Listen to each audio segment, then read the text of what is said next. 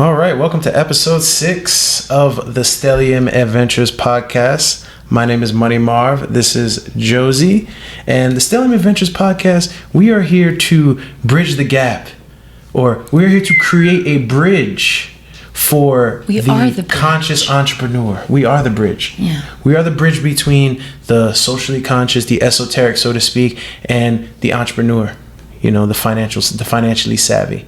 We are Stellium Adventures. We are an event company. We also have this podcast where we talk about a wide array of topics, including astrology, financial astrology, and petty banter. Petty is the key there. Very petty. So please don't take it that seriously. Try to keep an open mind, and feel free to let us know what you think.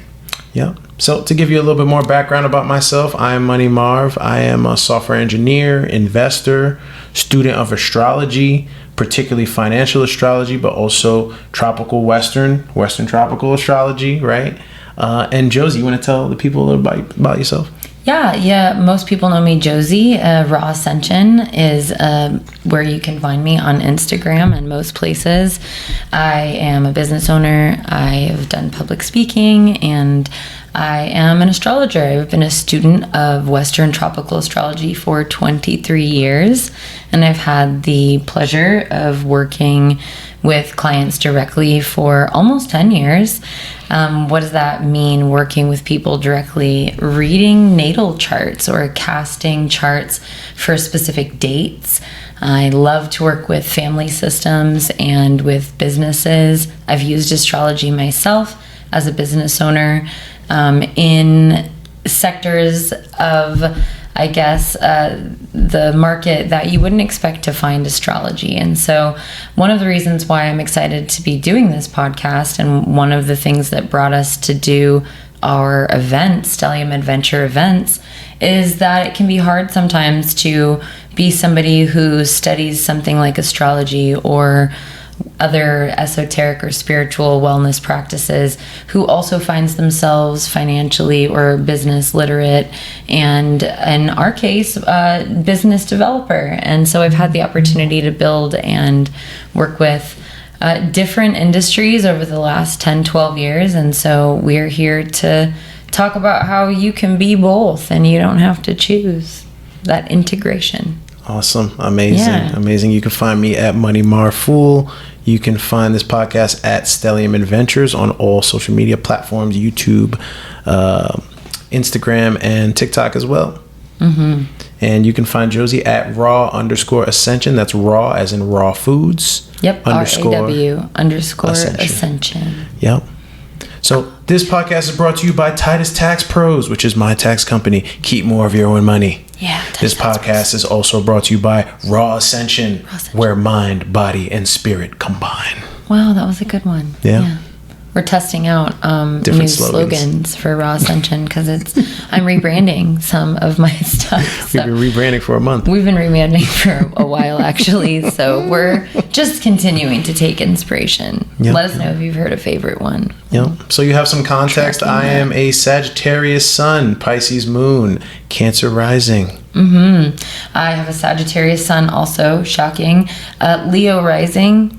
And an Aquarius moon. Yeah. Mm-hmm. So when you wonder why we are the way we are, that is a part of the reason why. Yeah. And so I think that should probably lead us to a disclaimer, right? So that y'all don't get your feelings hurt. Yep. And even if you do get your feelings hurt, you can't sue us because we are about to tell you this disclaimer. Yeah. The content presented on this show is intended for entertainment and educational purposes only. The opinions, discussions, and interpretations that are shared by the host are based on our personal experiences, perspectives, and understanding of astrology.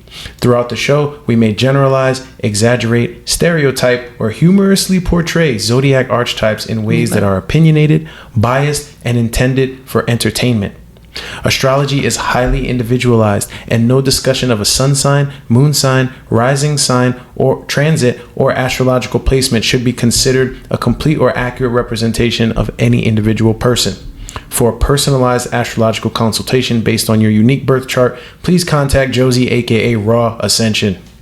Any business, investing, financial, tax, or economic topics discussed on this show are for informational and entertainment purposes only and should not be construed as financial, investment, legal, or tax advice. Before making any financial or investment decisions, consult with a qualified financial advisor, fiduciary, accountant, or other licensed professional. For tax advice tailored to your specific situation, please contact Titus Tax Pros. TitusTaxPros.com. By watching, listening to, or engaging with this content, you acknowledge that you are solely responsible for your own decisions and actions. Most importantly, relax, have fun, keep an open mind, and enjoy the show. Enjoy the ride. I'm gonna get that sound bait one day. We are. You guys are watching this evolve real time. Because this is actually just how we talk all the time. And so we just jotted down some notes about the things that we want to talk about. So that's what we're going to do. Yeah. And the first thing I want to talk about today is free will is a hell of a drug. Ooh, free will is a damn thing. It's amazing what people do with it. Yep, free will is a hell of a drug. It's like we have these astrological signs, and we have these placements, we have our houses, we have these different configurations. But at the end of the day, the magic sauce, that magic ingredient is the free will. What you do with that. It's amazing because we look all over the place for things to sort of scapegoat and take attention off of the fact that it is literally our free will and the application of our energy, our will, our focus that crafts or accepts or interacts with reality. Right? Yeah. So, no, it's very interesting, especially in times such as these. Yeah. So, real quick, before we get into the segment, I made a post the other day. I kind of went on a rant, and I basically asked... little internet crash out. If you think that's crashing out, you have no idea. Oh, no. You haven't seen crash out yet. You haven't seen it. But basically, I want to know, why do people argue on the internet? Why do people go on social media posts in the comment section and argue? Who has time for that? It's a good question. Aren't things so hard right now? Isn't there a plethora of things we could be focusing on right now? Why are you taking time and energy and alchemizing it into the comment section of social media? What astrological signs are most likely to do this? What configuration of astrological chart would do such a thing? I would say from a sun sign perspective, right? That this would be any sign that is trying to avoid the harsh reality of being responsible for your own behavior. And so I think it feels a lot better. You're going to notice some trends throughout this show of Gemini pettiness and bitterness. Sorry. And so this is just, opinions, people. But yeah, I think that it is definitely very likely to be a sign like Gemini. Gemini is not going to really care at all about getting into the comments and ruffling some feathers. Aquarius also really likes to get a reaction. I would say that the air signs definitely like to get a reaction.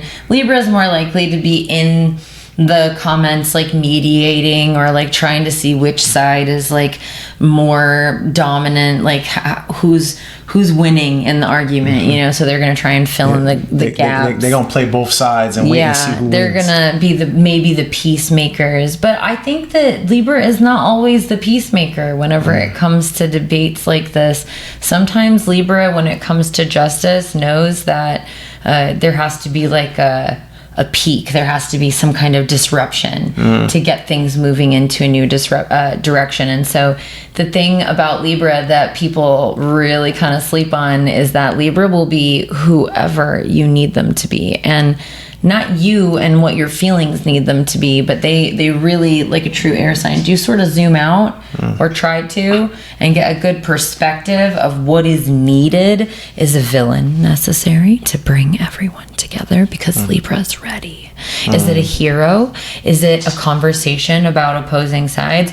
Whatever Libra decides is lacking, they are willing to bring to the table.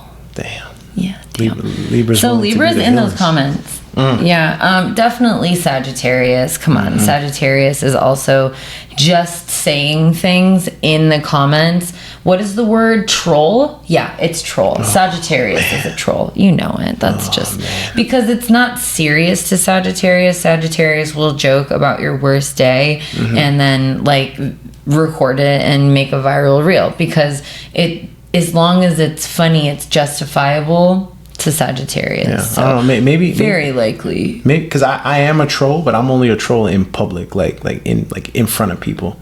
Like on the internet, I feel like that's just because you don't want to be clocked. Like, I feel some like people don't care. They have their little secret accounts. Yeah. And they go in there and they're keyboard warrioring. And I do believe that this is a form of avoidance and a form of, I'm going to take it even further and say it's a level of codependence, because you're hyper fixating. You're spending hours, or even if it's half an hour, diving into this like 30 comment section, saying your opinion, reading everyone. This is the definition of focusing on anything other than your own shit, right?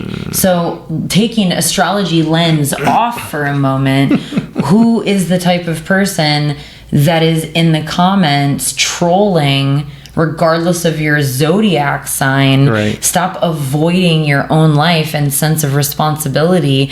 Right. Your comment, even if it has 400 little hearts next to it, has not actually made an impact on society. So maybe, Wow. consider that. Wow.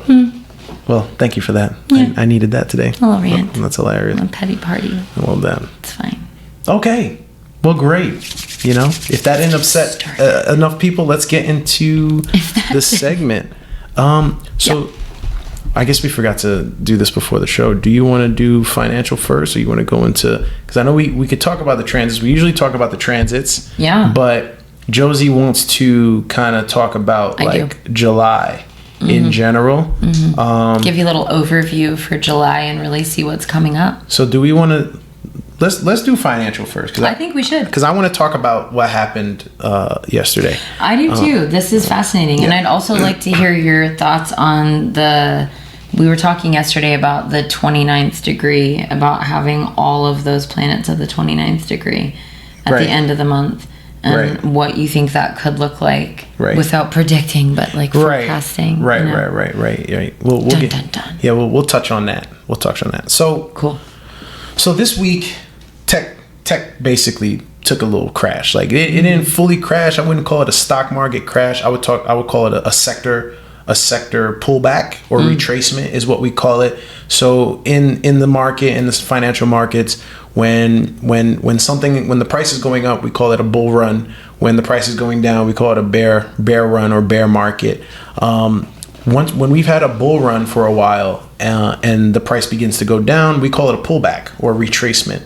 And that's what happened in tech. The tech sector. The tech sector is also known as the NASDAQ. So the NASDAQ is an index. It's a financial index that encapsulates all of the big tech companies in America specifically, right?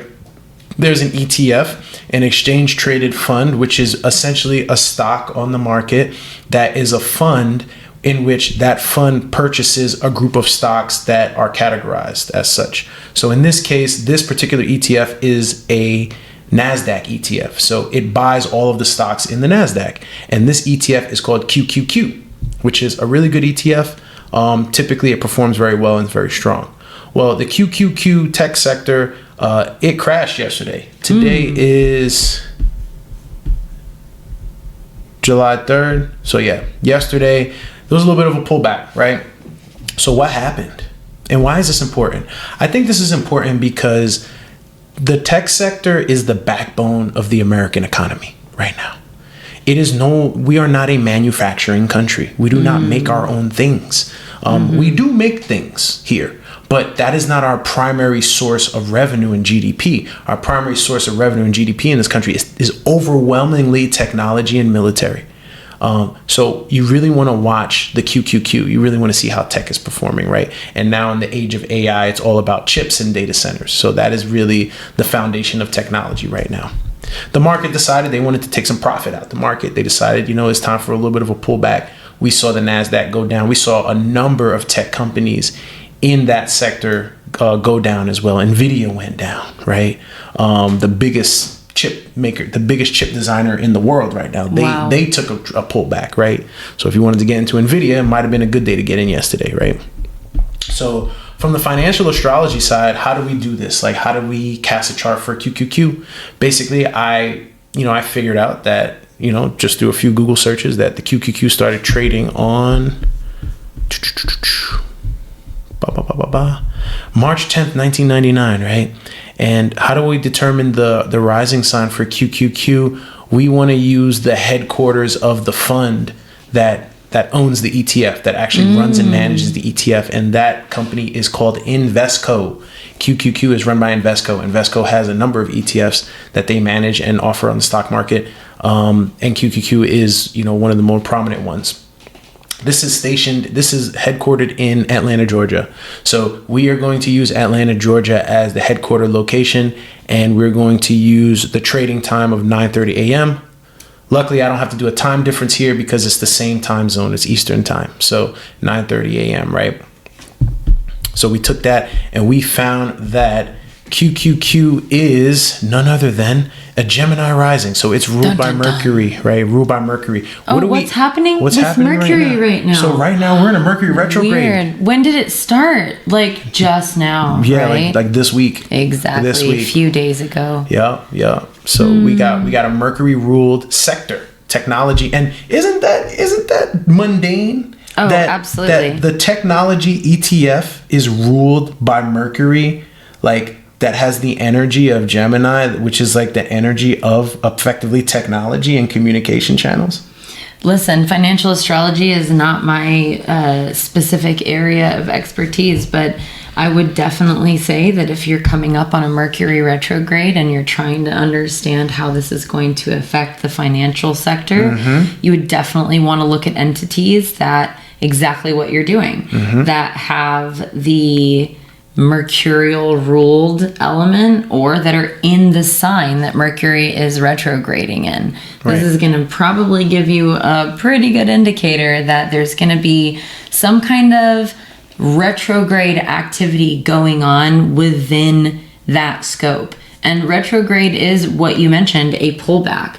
And it sounds like in financial astrology, it's more black and white. Yep. And so I would imagine then a retrograde would literally represent a pullback. Yep, definitely a pullback. Retrograde, as we know, is when a planet appears to be moving backwards. So in financial astrology, this has correlated, at least in this case, to a pullback in price in the technology sector, ruled by Mercury. Right? I love that. Yeah, that's so great. And then also, QQQ happens to have a Pisces sun at 19 degrees.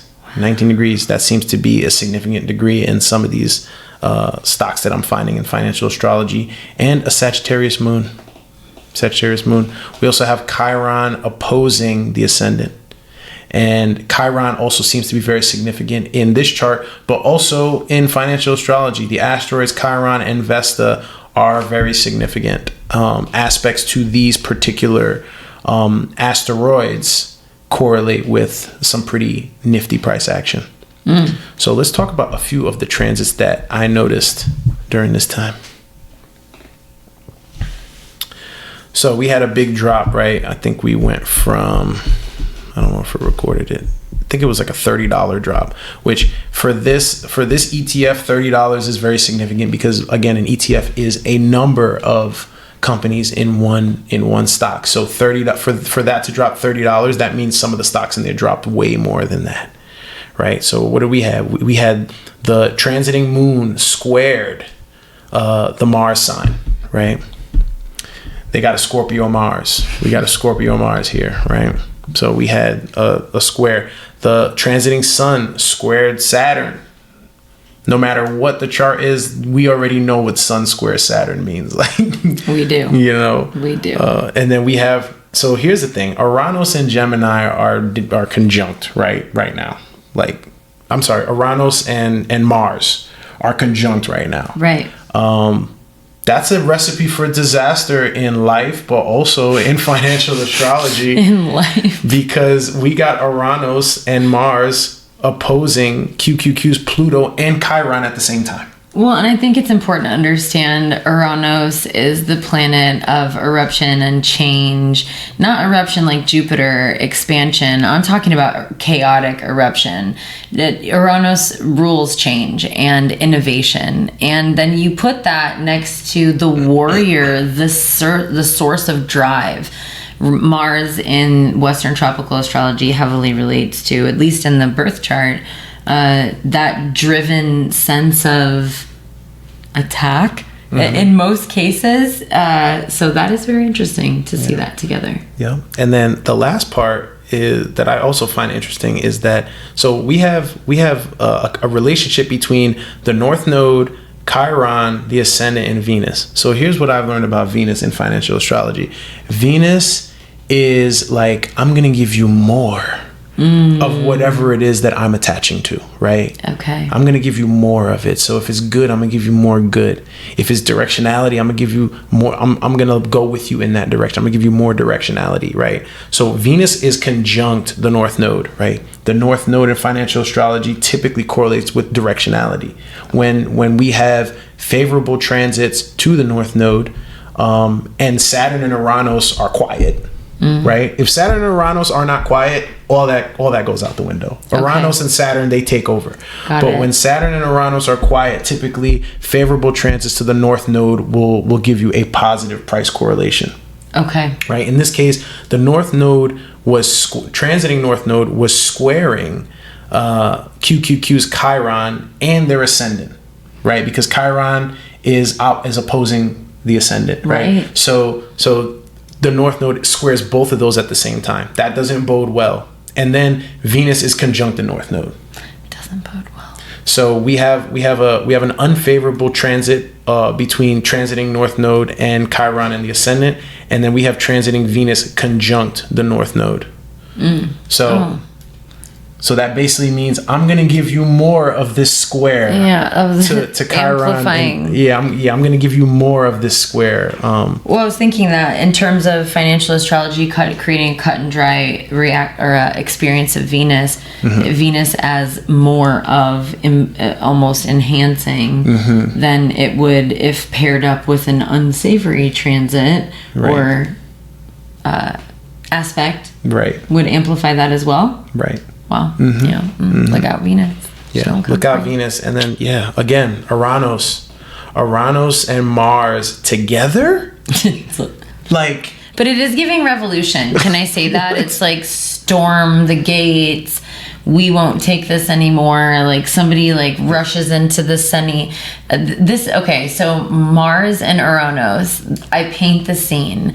Somebody rushes into the city center, busy, hustle and bustle, and somehow out of nowhere in the middle of the Sunday market incites the crowd to revolution, calls forward those who are willing to pick up arms because Mars is involved, arms, and storm the castle. And it went from a Sunday morning market to somebody on a soapbox creating a full shift of energy that is headed towards, if necessary, violent revolution. One thing I will say is that there is an off-gassing that must happen here.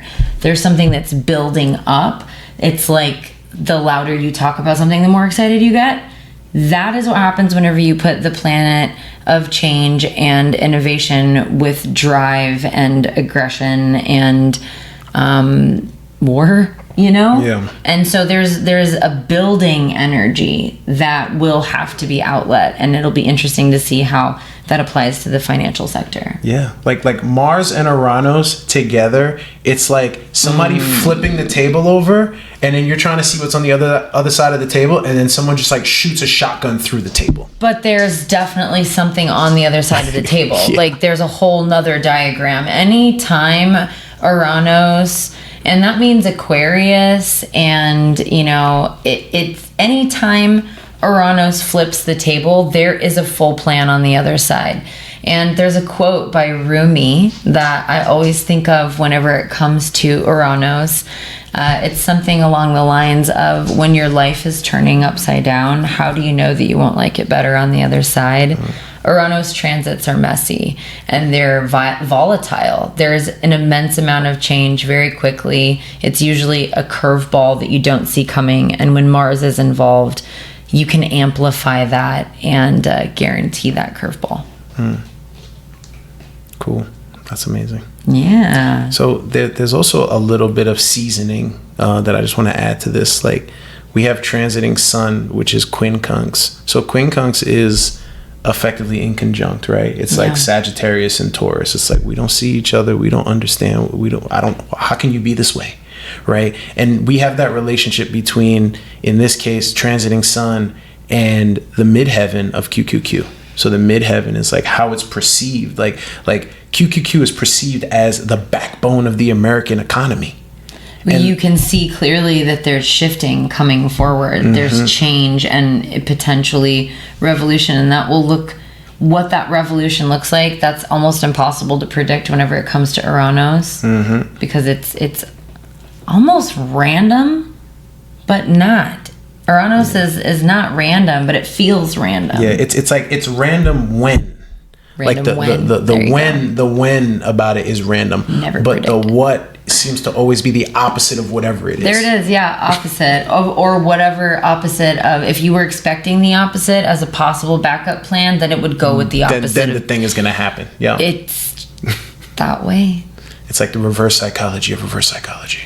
So with this being, as you mentioned, the backbone, how do you see that creating a ripple effect through the rest of the market? Well, I mean, the rest of the market falls suit because tech is holding up the market right now. Like, we're in debt, people. We're in debt. Like we are in a lot of debt. You can go to I think it's usdebtclock.org, and you can see how much national debt we have. Like we don't have, like, the money is not real. Like, we don't have money. You know what I'm saying? Like it's all speculation on as stocks. Long as you believe in it, it's real. Right. So really, we are betting on AI right now. We're betting on technology right now. The U.S. is betting on technology because, like I said, we don't manufacture things here. Like, that is not our primary source of income. China is a country that is heavily manufacturing. They make everything, right? These microphones are probably made in China. You know what I'm saying? Likely. So, like, we are betting on the tech sector. We may continue to disillusion ourselves into thinking that this is going to continue to carry us forward, but it seems like something has to give eventually. Well, it's interesting that you mentioned that there is a Pisces placement for this chart. Yep, this chart has a Pisces sun. Pisces sun, and so we know we're getting ready to transition into our next segment talking about the forecast for July.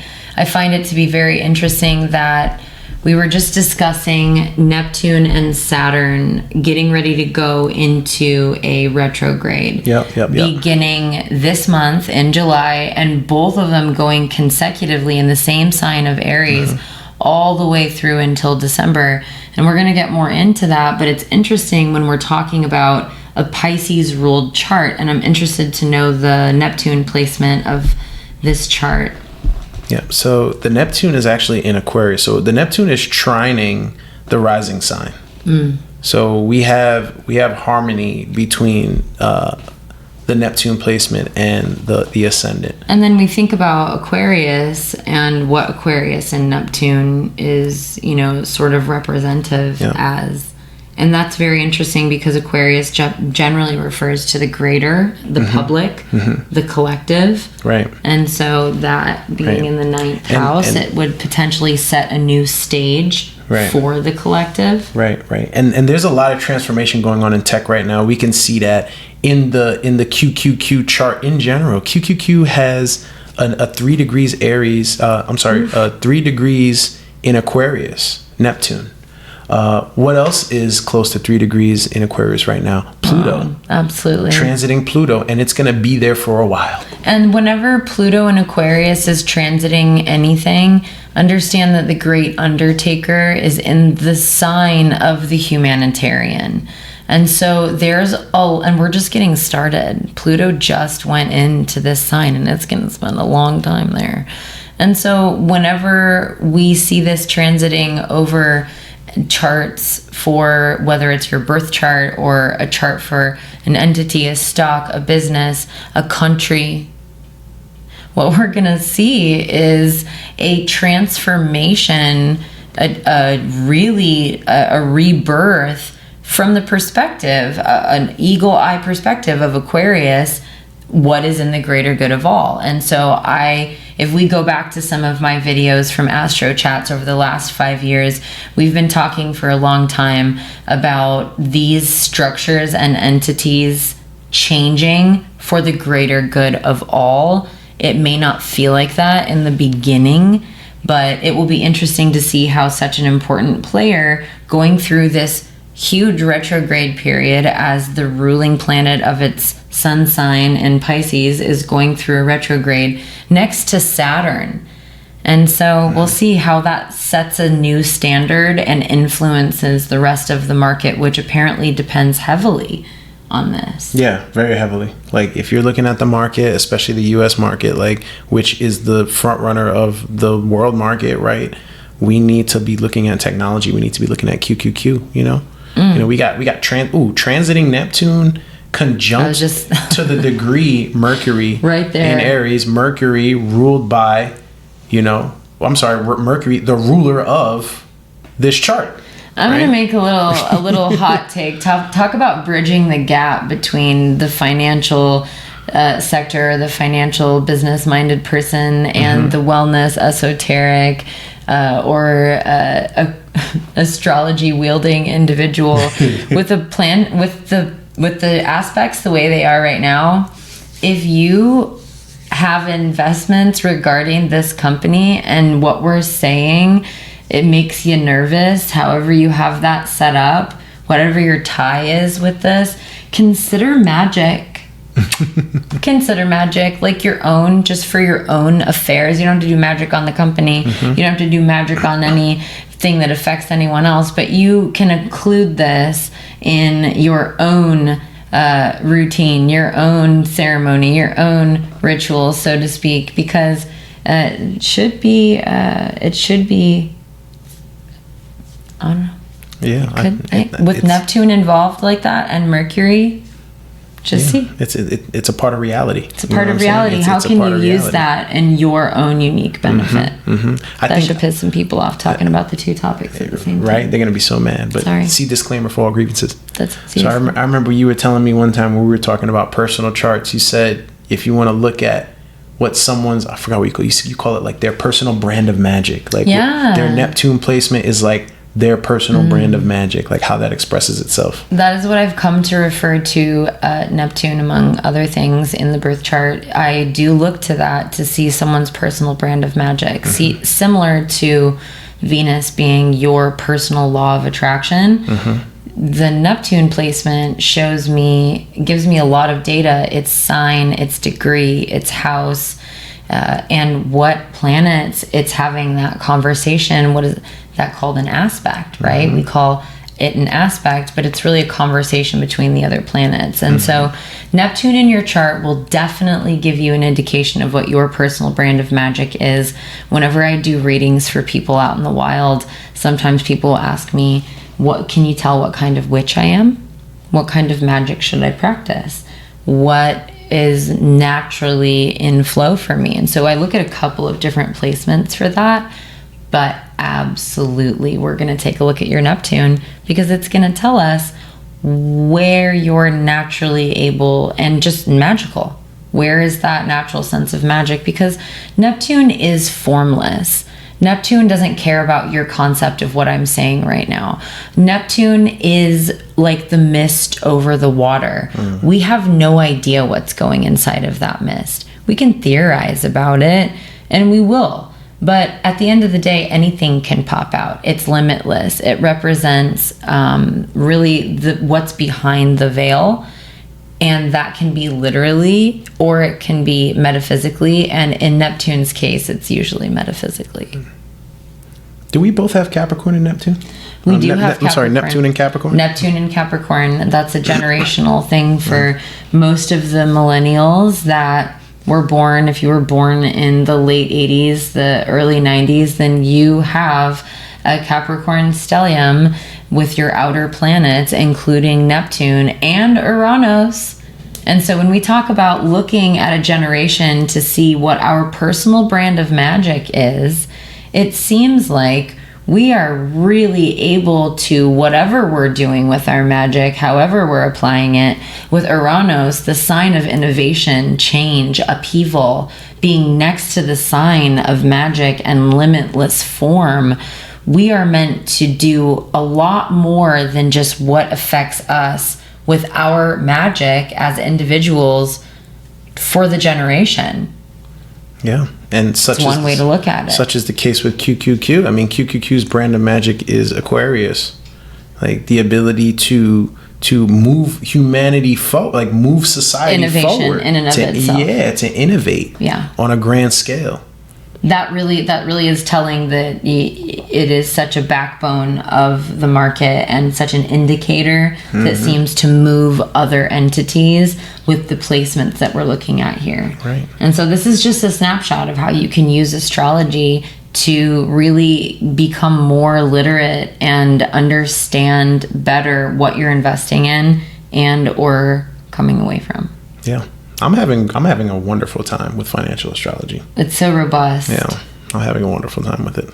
Well, cool. Do you have any more questions on this one? I love that. That was a great segment. Yeah, no, that was great. Heck yeah. Great. I think it's a great segue into the transits too for 2026. Yeah, it's all connected, right? Like Mercury retrograde, and then we had this retracement in the tech sector, the biggest sector in the American stock market, and now we're in this July month, this fiscal month of July. Yep. We have, we're going to do a little bit of forecasting here. We have two big retrogrades that are happening right now, and I want to ask you about that. So we have Saturn. Let's get that chart for today in front of me. Yep. I'm like off my mic here. Sorry, guys. I'm sure you can still hear me. Okay. You want today? Loud. Yeah, that's today. And then we'll be able to move it forward to we'll move it forward. We'll look at two charts. We'll look at the chart for just coming into the beginning, the first week of July, and then we'll go ahead and pull the chart for Leo season as well, because in July we're experiencing Cancer season, but we will see the kickoff of Leo season, and so I want to talk a little bit about that. Do you want to do transits first, and then you want me to ask you about the retrogrades? Is that how you want to do it? Oh, we can do that first. Do you want to do this? Yeah. You want transits? Sure. Go ahead. So go ahead. Talk about the transits real quick. For today. Today is July 3rd. July 3rd, and what we're going to focus on is the first week of July, really. And so taking a look at, as we move, do we move? Let me move this forward. Bottom left. Bottom left. Okay, we're going to go forward, and we're just going to take a look at Monday, July 6th, okay, which the planets move every day. And so looking at today and looking at Monday, believe it or not, there are changes. And so we're going to start with Monday, the beginning of the first week of July, and definitely have the nodes at 0 degrees is the first thing that I'm going to talk about. The nodes of destiny are shifting on the 18th of July. Is that right? I believe on the 18th of August. Yeah. The nodes move rather slowly. They do move slowly. And so within the next 30 days, we're inside of this energy of this huge shift. And so that is amazing to see right out of the gate that we are in the final experience of Pisces Virgo axis for the North Node and South Node. The North Node and South Node move backwards, and so we have come to 0 degrees starting at 29 degrees, and it is really, that's it. Now we go for the next 18-ish plus months into a totally new axis, which is going to be Aquarius Leo.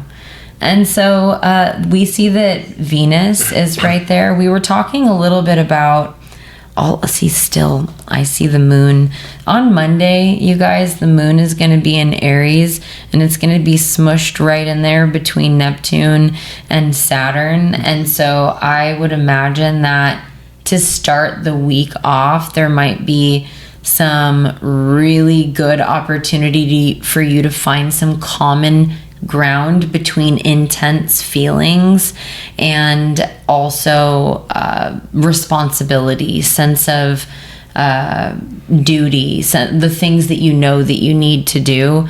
Also, again, back to the concept of magic with Neptune being right there, this is a great time to consider doing something to give yourself a little bit of boost energetically. This can look like manifestation. I love the idea of a vision board, or of really spending some time visualizing what it is going to look like when your physical body arrives at your dream destination, because transits like that definitely give you a little bit more access to materializing things into the physical.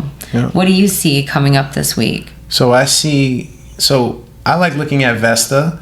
So Vesta is the investor's asteroid, and it is playing nicely in Aries right along with Saturn, the moon, and Neptune, like you just mentioned. I would say take a moment of pause before you make an investment next week. Really do your research. You might be tempted to make an investment quickly. You may feel like, that Aries energy, you may feel like this opportunity is passing you by, but Mercury's still in retrograde, people. Yeah. So take a moment to reflect before you make a move, because in retrograde season, as we just saw with QQQ, ruled by Mercury, anything can happen. So really do your research.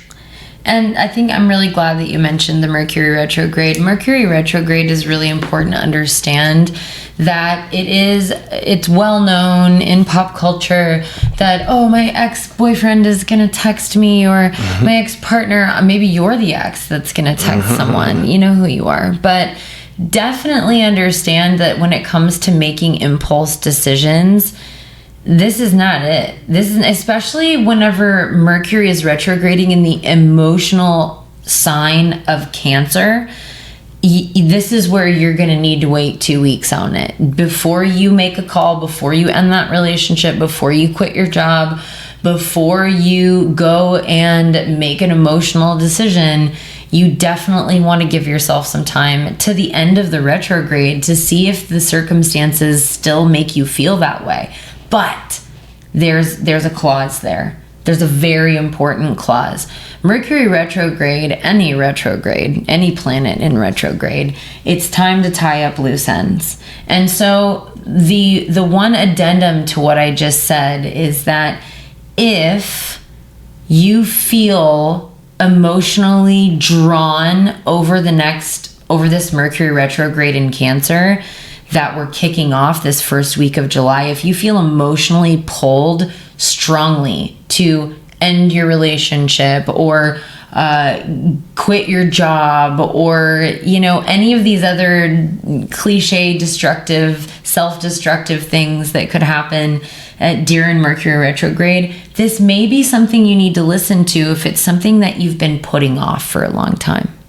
If it's something that you've been avoiding, then the rules change for Mercury retrograde. If this is something that has been long time coming, if this is something, for instance, signing a contract, this is one that I talk to about my monthly client, or with my monthly clients all the time. And so people will ask me, hey, I have a big deal coming up, or I'm renegotiating this contract. Is now a good time? Well, Mercury retrograde is a good time for you to sign a contract that you've been deliberating on non-stop for a year or months, and it's been going back and forth. Now is a great time to come to a conclusion and sign that document, as long as both parties, you feel comfortable, feel emotionally good about it. And so this is not typically how people make business decisions with emotions, but this is an example of how it doesn't matter if you believe in astrology, because it believes in you. And all of these decisions through Mercury retrograde are going to feel a little bit more emotional, because the mental sign or the mental planet of Jupiter, of Mercury, the mental sign of Mercury is moving through the emotional sign of Cancer. So it's creating a little bit of a turmoil, but I see an opportunity to really use both elements in this turmoil, and it can help you kind of finish things off that have been really hard to approach from an emotional perspective. I like that. Yeah, and it's all happening. I mean, we have a lot happening in Aries. We have Chiron that just left Aries. Chiron is just in the beginning of Taurus. It's going to spend the next several years in Taurus, and it is really creating a new trigger. Like, I think that like what triggers us and what triggers the people around us, it has been changing over the last week. Since this it's not a planet, but since Chiron has shifted into Taurus, all of a sudden people are taking new things personally and there are new triggers. And what do you mean? I've always said that and it never bothered you before. Now it is, because, you know, everybody's collective trauma and individual trauma. Where's Chiron in your chart? That'll tell you a lot more about how that placement switching is affecting you specifically. Yeah, and I see Chiron in Taurus is like trauma around like our personal values and our principles. Absolutely. And so I think that we're going to start to see with Chiron moving into Taurus, at least collectively, you may notice that a scenario that I can say has been coming up for some of my monthly clients and some of the readings that I've been doing, that I've also been noticing in my personal life as well, is that perhaps you've been involved with something for a long time, or you've been friends with someone for a long time, and you're more than aware of the value system attached to that thing or that person, but now all of a sudden it's bothering you. Now all of a sudden it feels like not something you're in alignment with. And so that could be happening inside of you towards something. It could be happening towards you, or just something that you're noticing happening around you. But I think that plays in really important with what we were just talking about. I think one of the most significant things about the astrology for July 2026, especially in this first week of July, is the fact that we have Mars and Uranus within a degree of each other. And they're going to spend some time there. We're going to see this energy for a little bit. And with Chiron, and then we've got, I look at Aries whenever we're talking about Mars, and we've got some significant planets going on in Aries through the beginning of the week. Especially, we've got the moon, at least until I think Wednesday, is going to be in Aries. And so even after that, as we go into Taurus, the moon will be catching up with Chiron. So this is going to be a somber, emotional energy as we progress into the first week of Cancer season.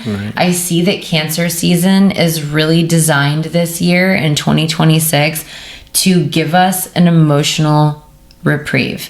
Take the time to feel the feelings. Get clear on it. If you need to take a step back, get away from everyone. I feel like it's been a really fast-paced beginning to summer, and there's been a lot of events and hustle and bustle. That's great, and I think that's important for this time of the year, summer solstice. But I can definitely see that as we complete Cancer season, we're at 14 degrees now. We'll be around 16 degrees, 17 degrees next week in the time period that we're talking about. And that's really halfway through. And so I see the second half of Cancer season as slowing down, sort of retreating into the shell, really taking a good look at that emotional infrastructure. We just had this huge full moon in Capricorn. Wow, definitely I've heard it referred to as a hangover. I couldn't agree more because it took us deep into the structure of our emotional being. And that was not timed accidentally. That full moon in Capricorn has been leading us into this new experience that the moon is going to be going over Saturn. The moon and Saturn is really not feeling much other than a sense of duty and responsibility. And so this is stoic. This is very, very serious, very somber. As we go past Saturn, as the moon goes past Saturn later in the week and moves into the sign of Taurus, it will be coming straight into contact right away with Chiron at 0 degrees as it first shifts into that sign. So definitely keeping an eye on not emotionally taking action. You guys, this is so important. With the placements of the first and second week of July, you could definitely emotionally pop off and burn some things down that when the end of the retrograde comes, you could regret, because it may not be relevant. The circumstances right now are designed to pique a reaction or a response. Mercury retrograde, especially the trickster. Mercury, when your phone breaks, whenever on my way here to come and film this today, I took a wrong turn and it ended up putting me in an area that I usually can get through, but there was a block and I felt that rise. Am I going to react to this or am I going to respond to this? That's what Mercury is waiting. Okay, what are they going to do next? And so with these placements that I'm talking about, with these transits, with the moon being in Aries, moving forward, going into Taurus through the later part of the week, meeting up with Chiron, this is a recipe for emotional explosion. So go into the shell, retreat. Don't have the conversation. Maybe don't hit send on that ranting message, responding to something, even if somebody says something. Yeah, get out the comments. Get out of the comments. Now is not the time. But I will make a prediction that over the next 2 weeks, we are going to see the comment section explode on lots of topics. Not the comment section. Because people are going to be, if you are able to emotionally regulate yourself with your day-to-day relationships, then you might be that troll in the comment section, avoiding reality by taking it out on strangers for something that you're going to forget about as soon as you log out and go eat some ice cream, right? Because we've got Taurus, Chiron energy. Just go take a break. Taurus and Cancer energy when it comes to the emotions. And so before you crash out, before you quit your job, before you break up, have yourself a little snack, go wrap yourself in a little blankie, crank the air conditioning all the way up because it's summer, watch your favorite podcast or binge watch on a show and like see how you Adventures feel. Podcast? Adventures Podcast. And see how you feel after, because you might not want to do that. And even if it stays intense for a little while, which it might through next weekend, all the way through the second week of July emotionally, we'll start to get a little bit of a break as the moon goes into Gemini over the following weekend as we begin the second week of July. But just hold on strong. And if it keeps nagging at you, if you've had a snack and you are wrapped up in your blanket and you're feeling nice and cozy and you're still, as next week, as the first week of July progresses, you're still getting that urge to make a change, burn something down, end something, it might be time. It might be necessary. But, check yourself before you wreck yourself, because there's a lot of wreck yourself energy going on in the cosmos for next week. You know what I'm talking about? Yes. I want to address two things that you mentioned. The first thing is the Capricorn full moon that just passed. Oof. In the comments section, let me know if you or someone you know almost got swung on. I'm pretty sure I almost got swung on last week. I know some people, I'm not going to say their names, but they almost swung on somebody. So I feel you on that. But I'm going to be real with you. It's going to be intense for a while, right? Because Saturn is in Aries, like Father Time, father of responsibility, karma is doing a controlled burn. Is constantly burning. Yes. And it's doing it controlled, so it's constantly happening, but it's fire, so it feels like it's happening fast, but it just keeps going. No, what you're saying makes me think about the hotshots and all of the incredibly brave firefighters that are working across the west of America right now, and certainly in our home state of Arizona. Most of northern Arizona is going through some kind of fire right now, and you see videos of them doing a controlled burn where it looks like they're pouring fire out of the canister onto the ground, and it's intentionally lighting fire. This is Saturn in Aries. This is Saturn in Aries. Is that hot shot pouring the fire out of the canteen, intentionally burning the earth, because Saturn in Aries knows what's coming. There's a forest fire coming, and if we don't burn and scorch this earth now, then we're not going to be able to save the rest of the woods.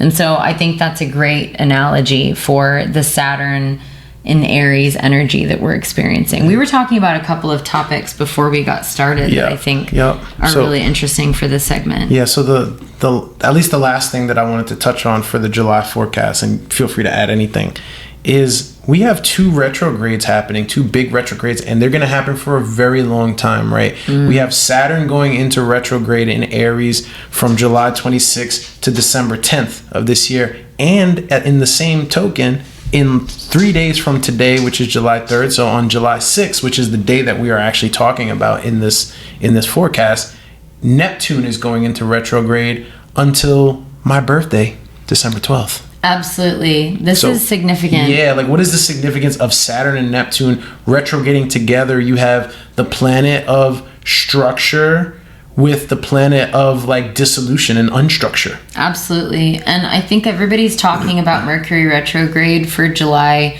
2026 astrology, especially going into the first and second week of July. My eyes are really on the 2 retrogrades that you just mentioned. Yes, Mercury is in retrograde in Cancer, but we have 2 huge outer planets that happen to be right next to each other. And these 2 planets could not be more different. Neptune and Saturn could not be more different. Saturn is boundaries. Saturn represents boundaries, form, structure, restriction, limitations. Neptune represents formlessness. Neptune doesn't exist outside of concept. Neptune is, as I mentioned, the mist over the water. And so whenever you have both of these planets together in the same sign, relatively close by, going retrograde over the same period of time. So on Monday, July 10th, Saturn, no. No, you're right. You were right the first time. Monday, July 10th, Saturn. I'm sorry. You talking about Saturn? You're talking about Neptune. See, this is what we do. This is what we do, y'all. What? We interrupt each other. Do not come to Sagittarius Mercury either for literally accurate data all the time, because my job is to inspire you with my words. You know, you can go and Google it yourself for accurate dates. I also have a Sagittarius Mercury, but in the 6th house, so it has to be right. I'm sorry. It has to be right. It has to be right. Mine does not as much have to be right in the 5th house. I'm totally fine with improv. Yeah, improv.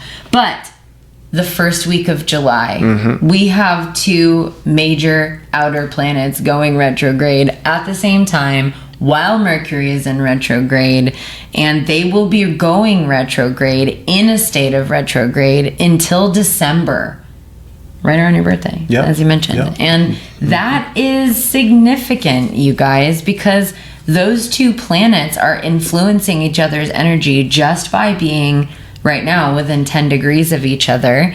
And so really the entire retrograde period is going to be a time for reevaluating boundaries and structure. You're going to see dissolution of boundaries that are no longer relevant or no longer serving the individual, especially because we're talking about Aries. And at the same time, we're going to see new boundaries take form.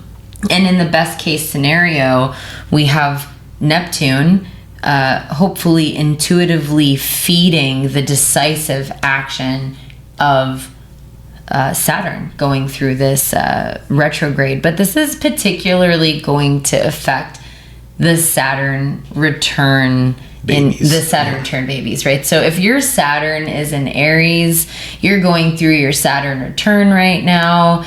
We have had a very eventful Saturn in Aries for you guys. I'm just going to say any of you that chose a Saturn in Aries for yourself this round. Why'd you do it? I'm going to give you a big round of applause because they shouldn't have let you do it. You're brave. You're brave, especially if you have a 0 or 1 degree Saturn in Aries. This really hammered you whenever Saturn went into Aries originally.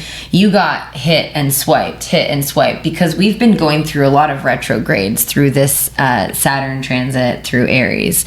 And then you have the mid degrees. You have the people who have Saturn in 7, 8, 9, 10 degrees, the center part. Wow. Every time Saturn mathematically goes over your degree, you get lit up. And so what is your Saturn return? Your Saturn return is technically the entire time Saturn is in your natal sign, whatever sign that is.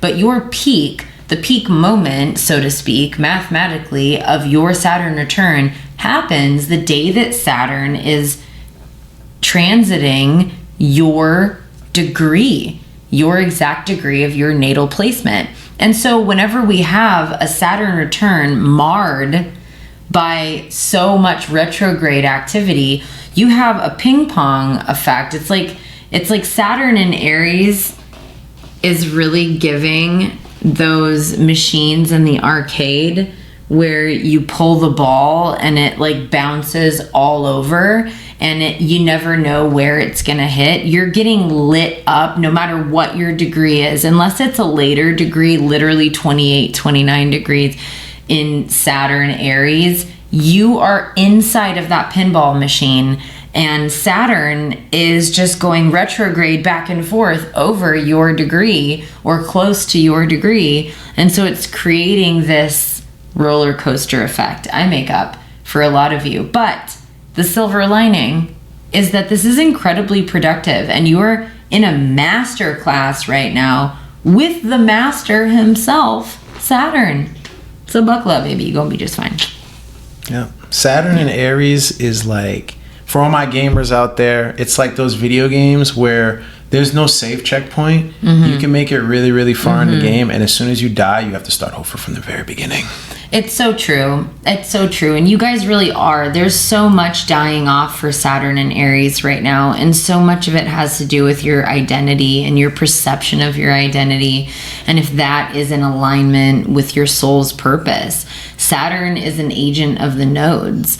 And so if you're going through your Saturn return in Aries right now and you're getting ready to experience that retrograde, again, no matter what degree your Saturn is at, you're going to feel it. You're going to feel it. And it's really a great opportunity for you with Neptune involved to get clear about your own perception of yourself.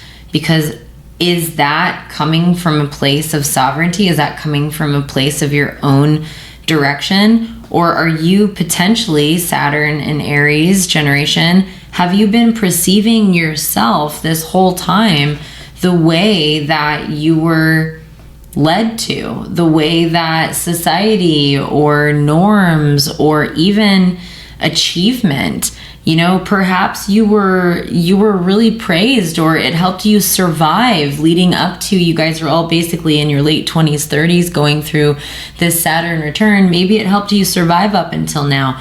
But really examining, is this still relevant? And how has this affected my own view on success and my own identity and my own perception of that? So yeah, it's gonna get deep, Saturn and Aries, and this is a collective energy that we're all going to be experiencing as well, going through this retrograde period for the rest of summer and all of fall, this is definitely an opportunity for us as we finish up Cancer season to retreat into the shell a little bit, celebrate summer, welcome the beauty and excitement of the peak of summer, but emotionally speaking, give yourself enough space and create some safety over this period of time, because as we approach the beginning of Leo season, which is the 26th, right, the 26th, we will definitely have a huge pop into Leo season, because Mercury is going direct right after the sun moves into Leo. And so we will be finishing out Cancer season with the sun right next to Mercury in retrograde. But what I love about Leo season is that we have retrograde ending. We have the retrograde in Mercury ending right after the sun moves into Leo. We also have the sun joining Jupiter. We have the sun joining Jupiter in Leo, and then very quickly Mercury is going to catch up, and we have a lot to look forward to when the sun, Mercury, and Jupiter all meet up in Leo, which will be happening later in Leo season as we continue to enjoy summer. But now we can really see how we're starting to piece together what fall will begin to look like. And we're starting to see that energy over the hill, at least as astrologers. What is that autumn season as we approach the fall equinox? Because every day, now that we've had our summer solstice, the sun is growing darker in the sky.